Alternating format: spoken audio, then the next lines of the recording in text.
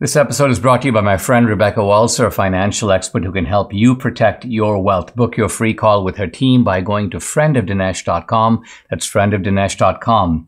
Coming up, you might expect me to be in favor of this proposed legislation to ban TikTok, but I'll tell you why I'm not. It's a dangerous Patriot Act for the internet. Somehow the Stormy Daniels prosecution of Trump has gone on vacation. I'll have some fun with that. I'll also offer my thoughts on the fabled Don Quixote and what happens when an individual begins to think he's a different person than he really is. By the way, if you're watching this podcast on Rumble, make sure to hit the subscribe button. Same if you're listening on Apple, Google, or Spotify. This is the Dinesh D'Souza Show.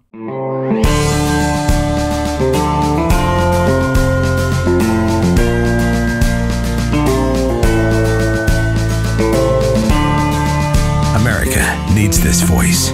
The times are crazy. In a time of confusion, division, and lies, we need a brave voice of reason, understanding, and truth. This is the Dinesh D'Souza Podcast. What do you think about the idea of banning the Chinese social media app that is called TikTok? Now, TikTok is an app. You've probably heard of it. You're also probably not on it. But a lot of people are on it. In fact, close to 94 million people in the United States, mainly young people. Debbie's daughter, my stepdaughter, is a big fan of TikTok. In fact, regularly shows up at the house, citing things that she's seen on TikTok. And of course, Debbie and I habitually chuckle and laugh that TikTok is considered a valid and reliable source of information, but to her, it is. She gets her news from TikTok. Now, there are a whole bunch of people, many Republicans and many Democrats, both, that seem to be, and I mean, this is interesting, right? In a time of political division, this is one thing on which it seems that establishment Republicans and establishment Democrats seem to agree on. Let's ban TikTok. And there is a proposed legislation that is called the Restrict Act, which is supposed to be about banning TikTok. I'll talk about it in the next segment because it's really not about banning TikTok. In fact, it's about doing a whole bunch of other things that I don't think we want to do. It's a very alarming and dangerous piece of legislation, a Patriot Act for the internet. But I'll come back to that. I want to focus now on an article that I just saw from Rand Paul. It's published in a local paper in Kentucky, the Courier-Journal, and it is a full-throated defense. Yes, a defense of TikTok. Now, Rand Paul makes several arguments that are worth considering, and I want to highlight them and comment on them. The first thing is he says that congressional Republicans have come up with a national strategy to permanently lose elections for a generation. Ban a social media app called TikTok that has 94 million primarily young Americans use. So we're starting off with a sort of prudential argument. Hey, listen, lots of young people use TikTok. They obviously like TikTok. They're fans of TikTok. So you want to take away their TikTok. Well, what are they going to think about a party that's trying to do that? Now, Rand Paul realizes there are Democrats who are pushing this as well. But he goes, look, the Democrats are really clever. They know how to push something. And then when it's enacted, they blame the Republicans for having pushed it as well. So this is something that will be a millstone around the neck of the Republicans. That's point number one. Number two, Rand Paul goes on to say the complaint, of course, is that TikTok is bad. TikTok is doing a lot of bad things. TikTok is promoting a lot of misinformation. TikTok is run by China, so it can become an instrument of Chinese propaganda. And therefore we should, says Rand Paul, do what? Act like China, ban it the way the Chinese would ban something that they didn't like. Something is propaganda or misinformation or disinformation. So let's get rid of it. Suddenly we've become fans of cancel culture. So Rand Paul right away is noting the paradox, the irony, the seeming contradiction of, on the one hand, conservatives deploring this war against misinformation, a war that, by the way, is disproportionately or almost exclusively targeting conservatives. And then Rand Paul says you want to basically join the cancel culture team, in this case by going after TikTok. Quote, do we really want to emulate China's speech bans? And then Rand Paul goes on to make an argument that I really wasn't familiar with because I'm not on TikTok. When I heard about TikTok, I actually downloaded the app. I thought maybe one day I'll make some TikTok videos, but you know what? I haven't made any yet, so I'm not really on the app. But according to Rand Paul, TikTok is not, in fact, a kind of echo chamber for Chinese propaganda. He says, quote, go to TikTok, search for Falun Gong, the anti-communist religious sect that is persecuted in China. He goes, go to TikTok and search for videos advocating Taiwan's independence or criticism of Chinese Premier Xi Jinping. He goes, videos are all over TikTok that are critical of official Chinese positions. Now, I can't verify myself that that's true, but I'm going to take Rand Paul's word for it. In other words, that TikTok, in fact, even though it was set up as a Chinese company, it is in some way, I don't deny, or I wouldn't deny, beholden to the Chinese government. But nevertheless, if it's providing a wide range of views, Rand Paul's point is this is not a kind of simple case of outright Chinese propaganda.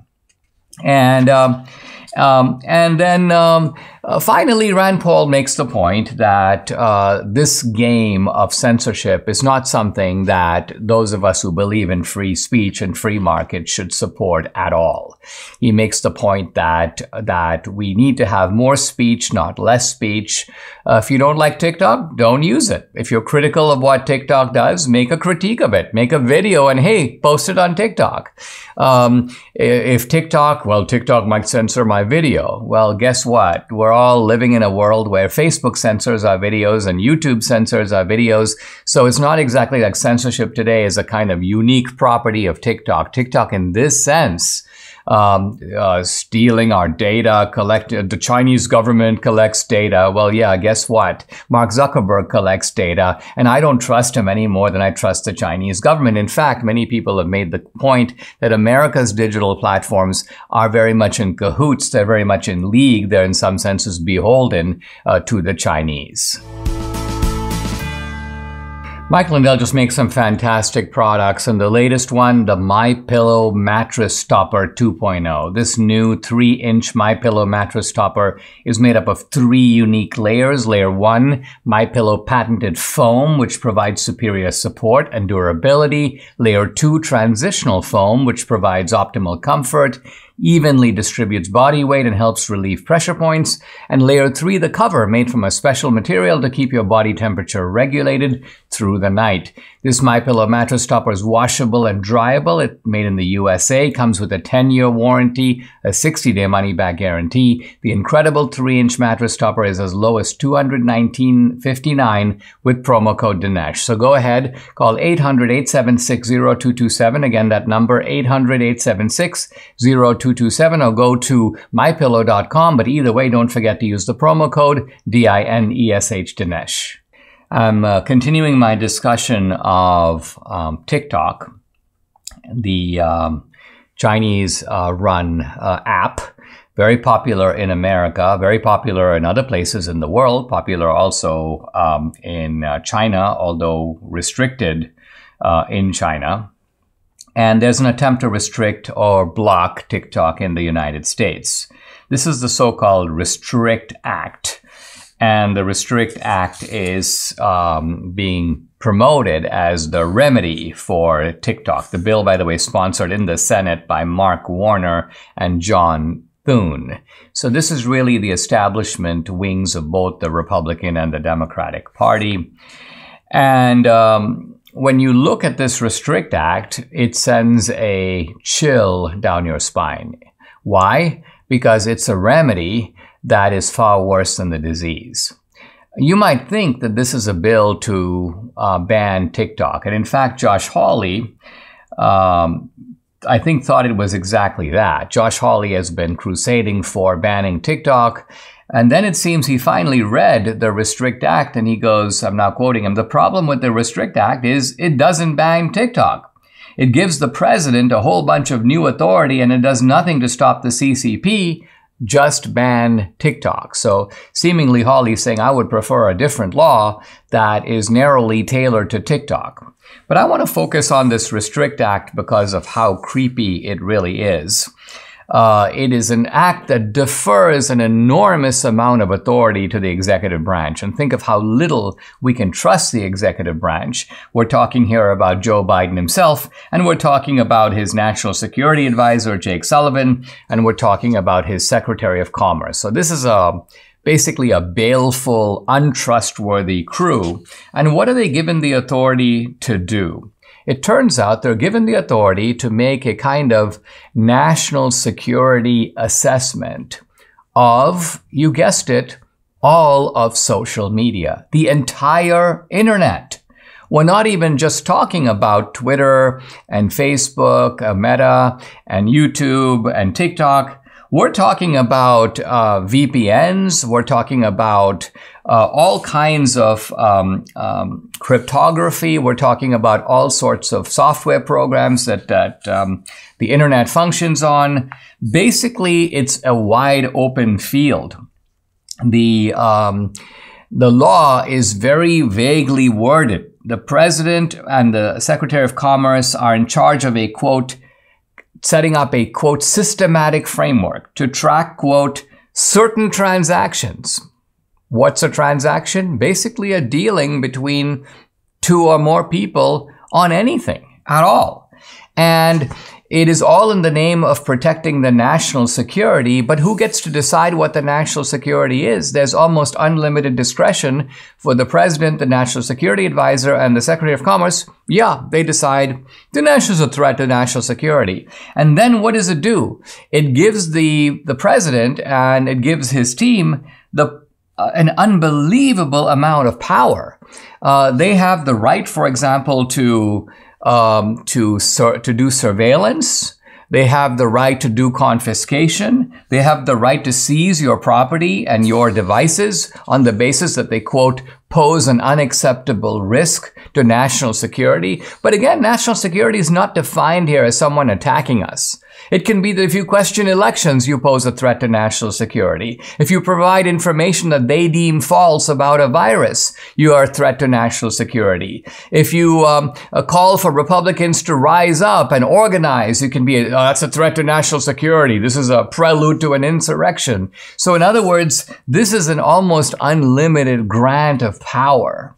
Think of it as a Patriot Act for the internet, and nothing could be, in a way, more scary because of the way that the Patriot Act has been abused in the time since 9/11. Time and time again, the Patriot Act has been invoked to do surveillance on Americans who are not even suspected of committing any crime, collecting their data, snooping on their private activities, looking at their banking information, and then also going after people in many cases where the government itself is the orchestrator and driver of the plot. So the Patriot Act is now totally discredited. If it were up to me, I would get rid of it completely. And the idea of extending it as it extends it here. Look at the penalties under this so-called Restrict Act. Penalties for things the government doesn't want you to do are between $250,000 and $1 million, and imprisonment, quote, for not more than 20 years or both. So in theory, the crimes under this Restrict Act can get you 20 years in prison as well as $1 million in confiscated funds. So the bill itself is not specific to TikTok. It's specific to the entire network of communications that we loosely call the web or the internet. It gives government way too much power. The remedy is far more dangerous than the disease. I'm perfectly happy to live with TikTok. In fact, I'm unclear whether I even support the idea of banning TikTok by itself. but I certainly don't support the Restrict Act. It's a terrible idea, and I hope it goes down to defeat. Debbie and I gained some weight, not saying how much, too much. During COVID, we decided it's time to drop some pounds. So we both started the PhD weight loss and nutrition program exactly 8 weeks ago. Debbie has already lost over 10 pounds and I'm down more than 16. The program is based on science and nutrition, no injections, no pills, no hours in the gym, no severe calorie restriction, just good, sound, scientifically proven nutrition. It's really simple. They make it easy by providing 80% of your food at no additional cost. They tell you when and what to eat. And guess what? You can do this without ever being hungry. The founder, Dr. Ashley Lucas, has her PhD in chronic disease and sports nutrition. She's also a registered dietitian. She helps people lose weight, get healthy, and most important, maintain that weight loss for life. If you're ready to lose that excess weight for the last time, call PhD Weight Loss and Nutrition at 864-644-1900 or find them online at myphdweightloss.com. That number again to call, 864-644-1900. Manhattan DA's prosecution of Donald Trump in the Stormy Daniels matter. Now you might say, wait a second, how do you prosecute somebody for, quote, paying hush money to a porn star? Whether we're leaving aside the facts of the case, did Trump have an affair with Stormy Daniels? Did Trump reimburse Michael Cohen, the attorney who made the payment? Leave all that aside. Where's the illegality here?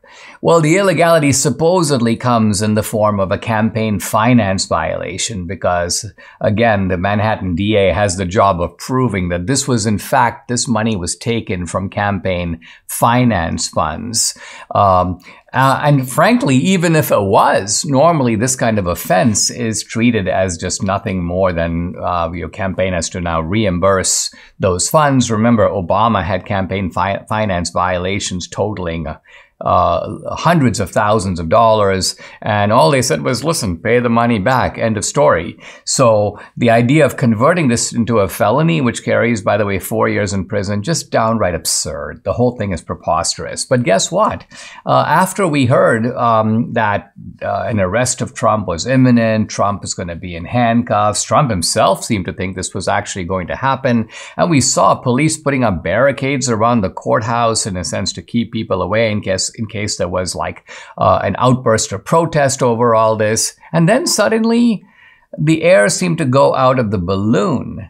A day passed, and 2 days and 3 days, no arrest. Well, they might be reconvening on Monday. And then we hear now they're on break for a month. What? A month? Yes, a month. So I don't really necessarily want to go into the sexual analogies here, but since we're talking about Stormy Daniels, I mean, legally, this is a total coitus interruptus. It's like, whoops. Not going to happen. And Alvin Bragg, I think, is in a very awkward position here. In fact, the media, by the way, is totally covering up for him. Here's an article in Politico. Manhattan Trump grand jury set to break for a month. Now, they realize that this is sort of shocking news, so they have to immediately dilute it. And so the subhead, a previously planned hiatus would push back a potential indictment. Are you seriously telling me that they were on the verge of indicting Trump and then they decided, hey, listen, it's our previously planned month-long vacation, so let's take it and we'll come back and consider the matter? No, that's not actually what's happening. That's just the propaganda that the people who are doing this from the DA's office are leaking to Politico, which of course is gullibly and just going ahead and willingly transcribing the obviously brazen nonsense that's coming out of of Alvin Bragg's office. I showed Debbie a video this morning, very amusing, and it's by this woman who makes satirical videos called Conservative Mama. She sometimes plays more than one part in the video. So it's Conservative Mama, and then she has another person who looks like her just visiting her. And in this case, what happens is Conservative Mama is playing the liberal who is baking a cake because she's so excited that Trump is about to be indicted. And her friend comes in and goes, what are you doing? And she goes, I'm making a cake. I'm so excited. They're finally going to get him. They've got their ducks in line. And then the friend goes, I don't know how to tell you this, but they're not indicting him right now. Well, they're going to indict him today or tomorrow, right? No, actually, they're taking a break. A break? What kind of break? How long is the break? 1 month. 1 month. Oh, you mean, well, maybe it takes a little more time to get the ducks in a row. And the friend's like, yeah, you know what? I guess it does take a lot of time to get the ducks in a row. I think what this is all reflecting, of course, in this case, in a satirical way, is that this case is proving to be a total bust. I mentioned on the podcast a day or two ago, Stormy Daniels has a public statement going back to 2018, basically saying, not only did I not have an affair with Trump, I've never had an affair with Trump. Now, Stormy Daniels is saying something different today, but she's contradicted by her own public statement with her own signature. And then you have Michael Cohen's attorney writing on Michael Cohen's behalf saying, hey, listen, there was money that passed between Michael Cohen and Stormy Daniels. It doesn't say Stormy Daniels. It mentions her real name. I think it's Stephanie Clifford. Stephanie Clifford received a payment, but no, that payment was never authorized by Trump. It was never reimbursed by Trump. It was not reimbursed by the Trump organization. It wasn't reimbursed by the Trump campaign, and it's signed on behalf of Michael Cohen, Michael Cohen's attorney.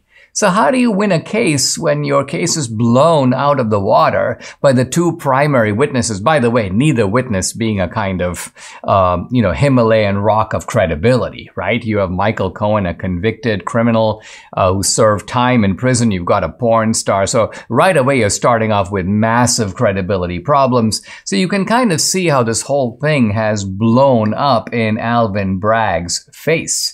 And Trump, by the way, had a sort of indiscreet tweet. It wasn't really Trump's tweet. It seems like he shared it, but it was about Trump, holding a baseball bat in front of Alvin Bragg, and Trump talked about death and destruction. Trump, I think, rightly deleted the tweet. In fact, his lawyer said somebody who's posting on Trump's social media can't put it up without Trump having seen it, so they've taken it down. I think that's a very good idea. But this is an indictment that I think we are safe in concluding today may not even happen.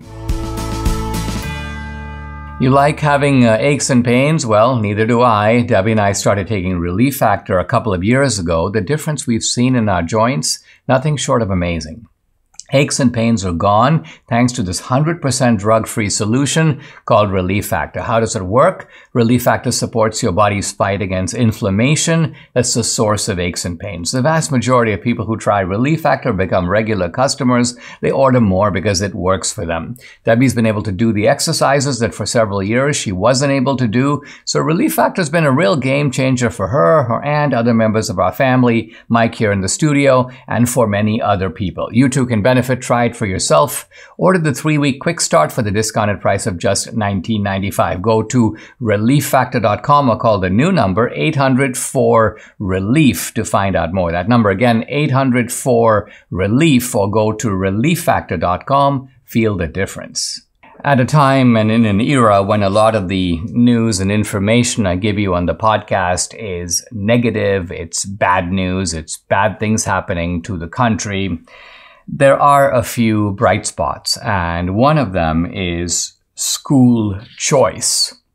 There's a veritable school choice revolution that is rolling across the United States, and I think it's going to keep gathering force and gathering momentum.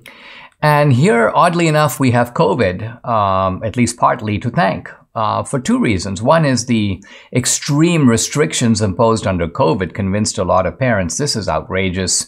The government cannot do this to our children.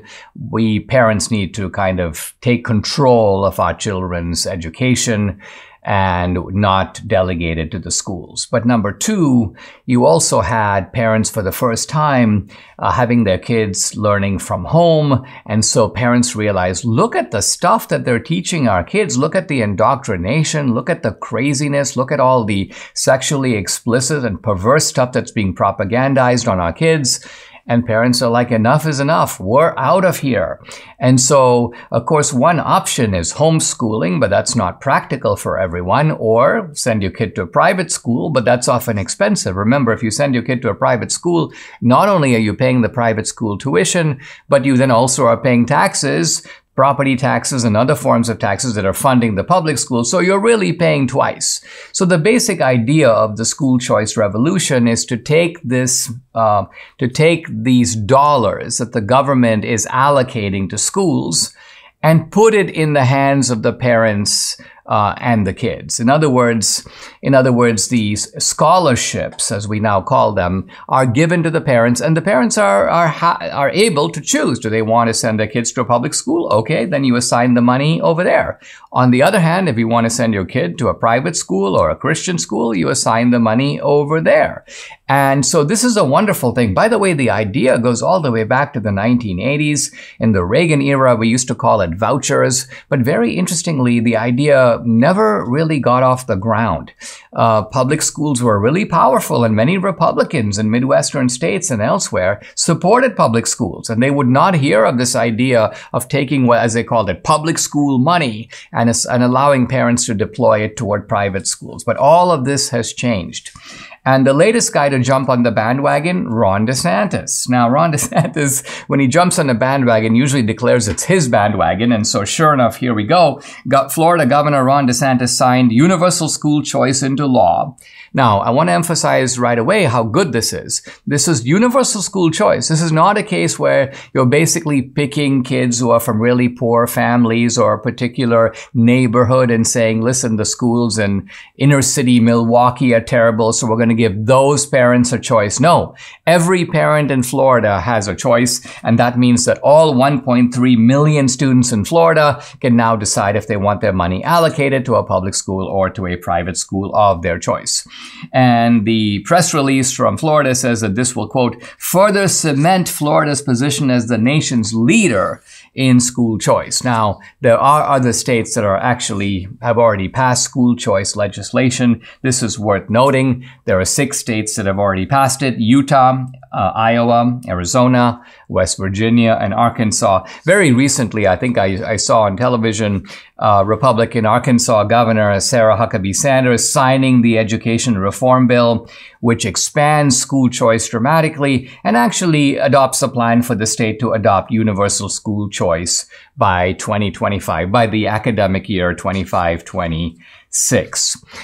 There are more than 50 school choice pieces of legislation that are making their way, and apparently states that are now in line, these are obviously Republican states, that could potentially pass school choice legislation in the near future: Idaho, Indiana, Ohio, and Wyoming. So all of this is a way of saying that this is a very positive development. Our public schools, we all know, are in terrible shape. In fact, there have been some recent surveys of public school students in Baltimore and elsewhere. Now, these admittedly are inner city schools, but they found that not a single student, not one, is proficient in reading or math. Think about that.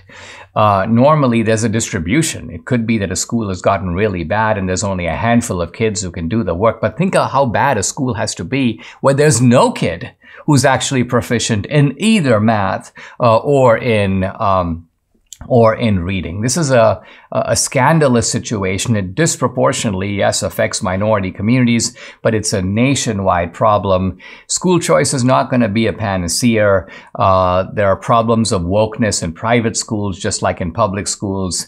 There are Christian schools that are way too namby-pamby and not explicit and bold in teaching Christian doctrine. But courts, by the way, have held that there's no bar in allocating this public money in a non-discriminatory way where parents can choose between public schools and private schools and Christian schools. So even though this is not a sort of one-step solution to all our educational problems, it's certainly a positive start.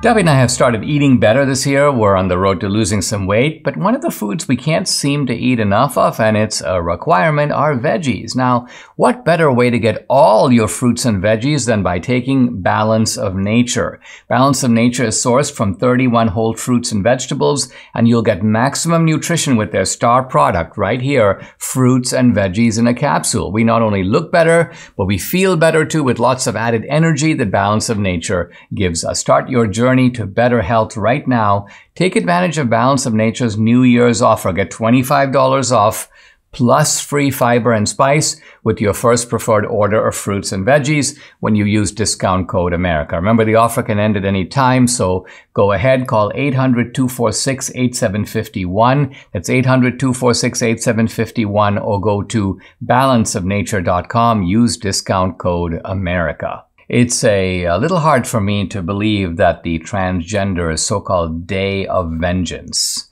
is going ahead for April 1st, even after this terrible Nashville massacre, this mass shooting by a transgender domestic terrorist against Christian administrators and Christian kids. I mean, 9-year-olds.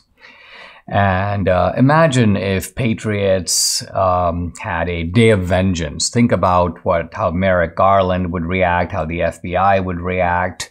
So it appears that transgenders, far from being a victimized population, are a protected category here. They're able to go ahead with this obviously provocative and threatening call to hatred and call to violence. Here's a hate group mobilizing hatred on its behalf. What else? How else can you read the phrase "a day of vengeance"? Now, I saw this morning that the FBI has said that they will release the shooter's manifesto, quote, upon reviewing it. I'm thinking, are you guys really slow readers?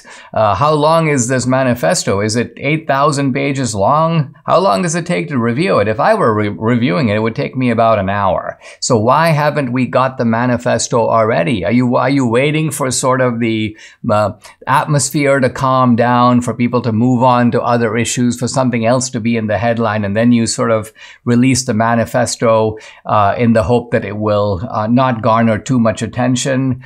I think that the FBI here, again, is hiding the manifesto for the obvious reason that it doesn't fit their narrative, does it? The narrative is that the Christians are supposed to be the evil ones. The transgenders are supposed to be the targets of Christian hatred. But here we have a situation that is the exact reversal, the exact opposite. Now, all of this, as often happens with the situation, I'm thinking about what's happening day to day, and then I step back and think to myself, how do we make sense of this broader phenomenon? The broader phenomenon of people, and we've got a bunch of them now in our society. You'll sometimes meet someone and they're like, I'm a teacher in an elementary school, and three of the kids in my class claim to be transgender. And I'm thinking to myself, not only is this a phenomenon that's very odd, happening to young children, it's seemingly never happened in previous generations, this whole notion that I am X as biologically, physically, naturally, or in the world, but in my mind, I'm really Y. Now, of course, the phenomenon itself is not new. I mean, just think back to people, and this has happened all across the West. You've had people who are generally confined to lunatic asylums who say something like, I am Napoleon Bonaparte.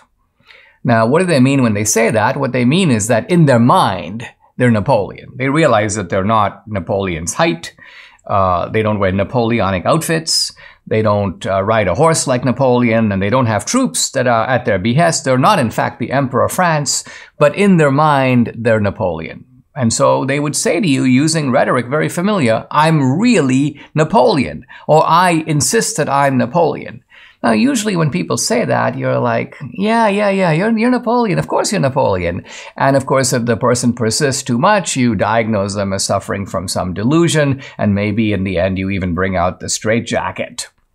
So we have this phenomenon. So what's the real difference here? If a man says, in my mind, I'm really a woman, or a man says, in my mind, I'm really Napoleon. In both cases, they're claiming that a certain interior psychology, evident to no one else except themselves, trumps or overrides their biology.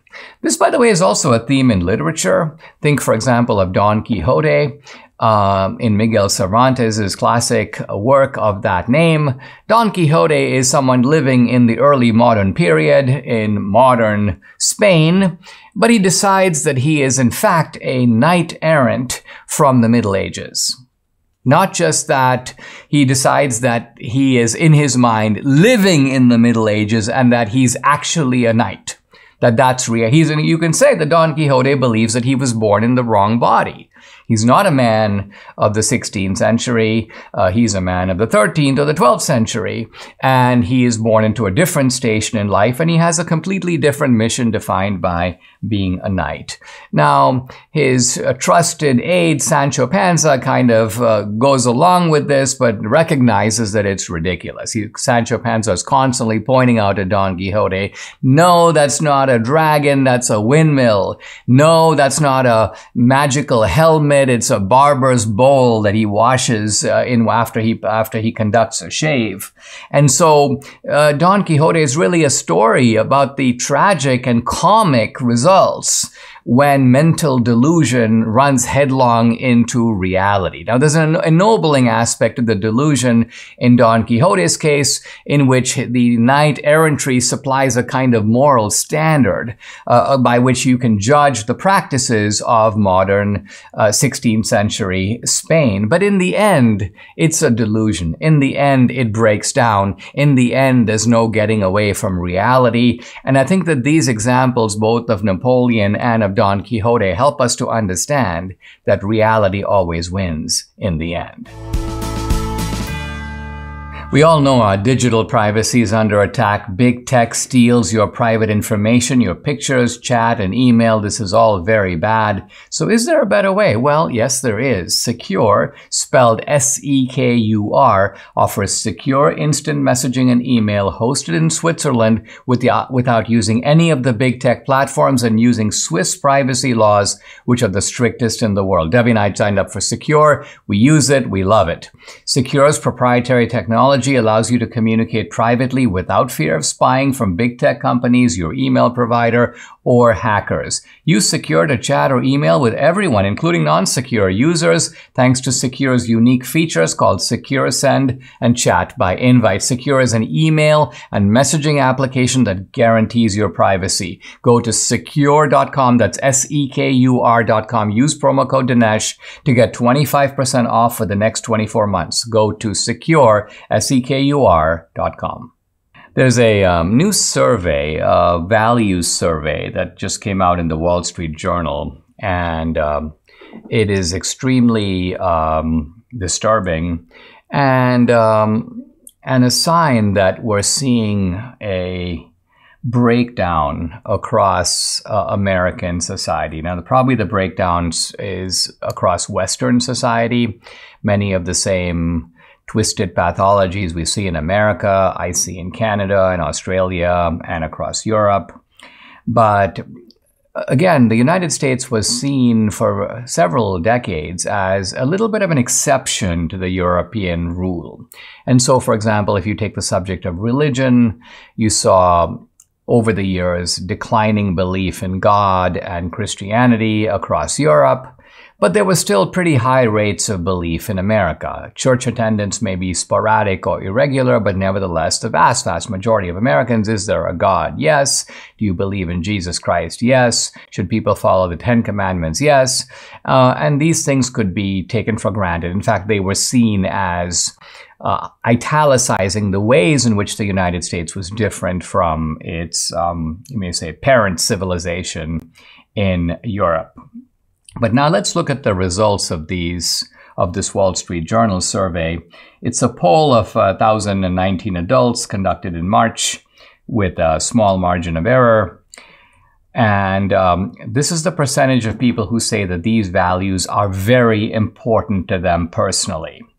and it shows the change by age group. So you can see not just for the whole society, but for young people. And this is showing the direction in which society is moving. So I'm going to focus on the older group, 65 plus, as compared to the younger group, which is 18 to 29. So patriotism. For patriotism, there is 60% of Americans say patriotism, older Americans, very important. But younger Americans, it's only about 22 or 23%. Having children. Obviously older people aren't having children, but for younger people, the number is very low. 23% say having children is, quote, very important to them. Religion. For older people, about 55% of people say religion is very important, but only about 31 or 32% of young people say it's very important. And hard work, this is so telling. For older people, 75 to 76%, very important to me. For young people, just over 60%.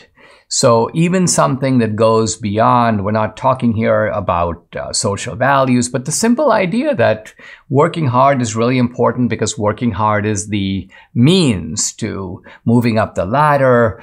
And yet you now have still a majority, but not a huge majority of young people saying, yeah, work is important to me, and presumably a bunch of people saying that it's less important. So another telling result of the survey has to do with the question of tolerance.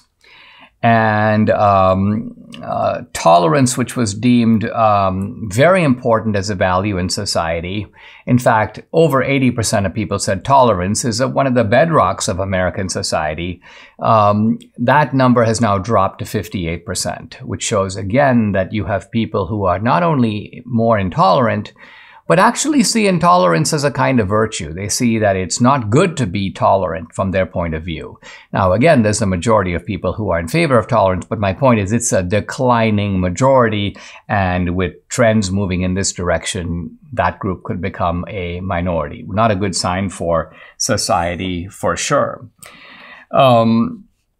Michael Schellenberger, who is a astute analyst of these sorts of things, makes the interesting argument in his Substack, interesting essay that he writes about the sort of wokeness as a religion.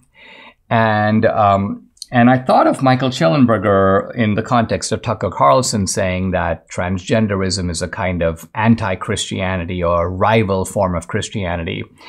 Schellenberger is making a softer version of this argument, and maybe in a way a more convincing one. He says that as society is becoming increasingly secular, people are dispensing not only with the idea of God and Christianity, but also the Christian moral code. But they're not dispensing with the idea of needing a moral code. And so what are they doing? They're taking the kind of old religious strictures, thou shalt not do this and thou shalt not do that, but now applying that in a secular domain. So thou shalt wear a mask. Thou shalt get vaccinated. Thou shalt not misgender someone, even if they're a mass murderer. Thou shalt make sure to use people's right pronouns.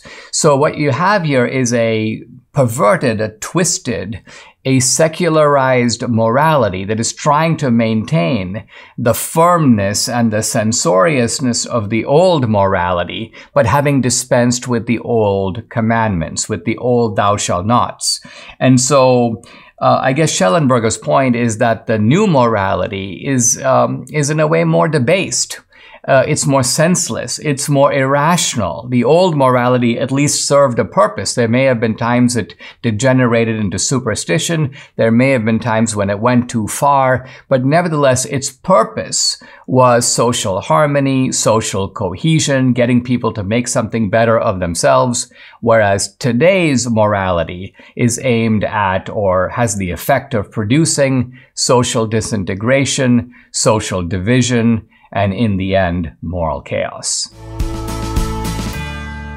I'd like you to check out my Locals channel. I put a lot of the Dinesh Uncensored, Dinesh Unchained, the stuff that I can't put up on Facebook or YouTube.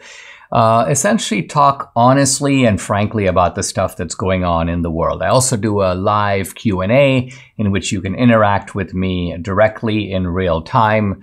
That's typically once a week on Tuesday night.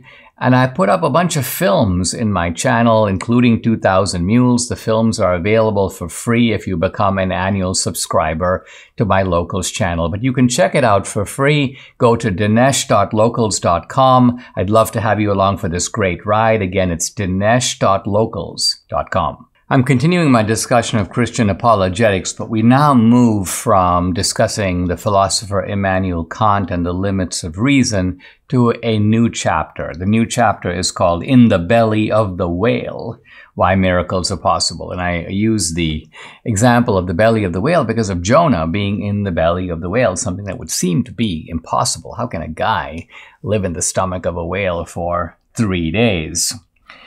It seems that we live in a world of scientific laws. Many people think the universe is closed in the sense that it operates purely according to laws internal to the universe. And they go, given that, you can't really believe in miracles. At least you can't believe in miracles today. So this is going to be the subject of our chapter, Miracles. And I'm not so much going to focus on this miracle or that miracle. I'm going to focus on the very idea of miracles. Is it possible that miracles can occur in an age of science, in an age where we think of the universe as following these natural laws? Some people think, wow, in the 21st century, this idea of a virgin birth, changing water into wine, resurrection from the dead, it just seems far-fetched. It seems virtually absurd. But I want to show in this chapter, and again, I'm going to do it not by appealing to revelation or sacred scripture. I'm going to do it based on reason alone. I want to show that the idea of a miracle is completely consistent with modern science.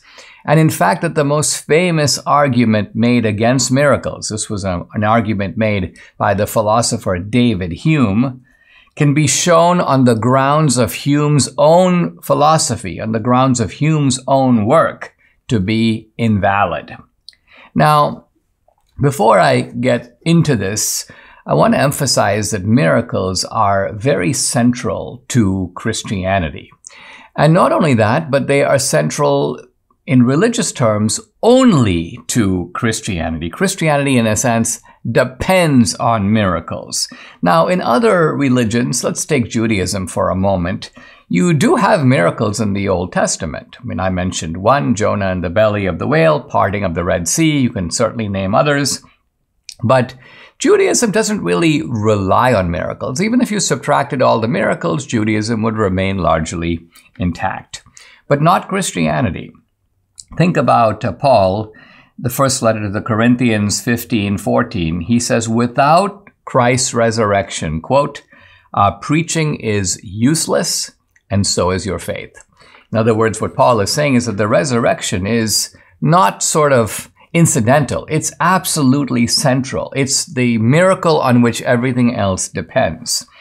Now, turn to Islam for a moment. The Prophet Muhammad did not claim to have performed a single miracle.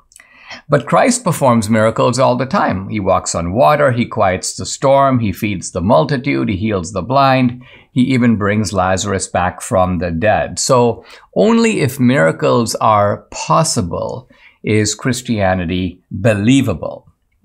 Now, the biologist Richard Dawkins sort of tries to take advantage of this. He realizes that miracles are not only a critical or fundamental aspect of Christianity, but he notices that miracles seem to intrude on the territory that is claimed by science. In other words, Richard Dawkins notices that science and religion, Christianity, don't operate in independent domains. A few years ago, the biologist Stephen Jay Gould made the argument that, listen, there's no reason for science and Christianity to fight because they're talking about two different things. Science is talking about facts, and religion, specifically Christianity, is talking about values. And since facts and values are two different things, facts are about the way things are, and values are kind of about the way things ought to be, these two can carry on as friends. They're operating in independent sort of areas of investigation, and this so-called war between science and religion doesn't need to happen at all. But Richard Dawkins says that that's not true, and he gives the example of miracles. He says, look, science makes claims about nature. Science might say something like, you can't bring a dead man back to life.